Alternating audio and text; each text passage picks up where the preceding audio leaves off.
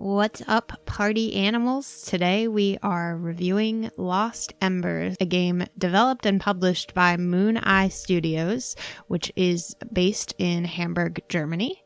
This game was released on the 22nd of November 2019 on Steam, which is where we played it, but it is also available on PS4, Xbox One, and fairly soon, according to the website, it is going to be on Switch as well. In Lost Ember, you play as a protagonist that hasn't quite made the cut for the City of Light, which is basically the heaven of whatever culture we are looking at here. Apologies if you belong to that culture. I'm not quite sure what culture it was trying to represent, or if they just made these people up for the sake of the game, but I don't mean any offense by it. So you, with the help of a fellow lost soul, are navigating this beautiful landscape.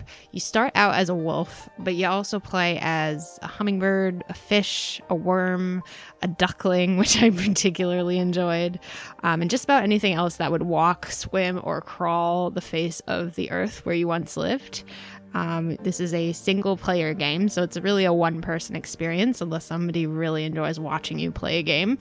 You're basically on a journey of self-discovery. So you're navigating your lost soul through these diverse landscapes and trying to find fragments of the memories of the life you once lived and kind of figure out why you didn't make the cut for the City of Light. So there isn't a whole lot to the gameplay other than just exploring this planet.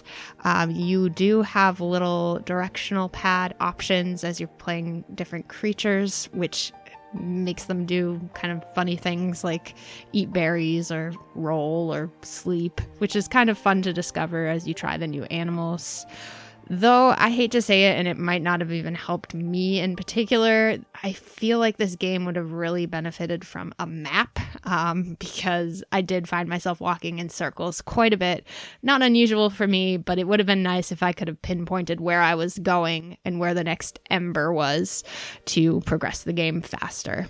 It is divided into chapters, and I did want to see what happens and get to the next chapter, but sometimes I found myself a little bit stuck.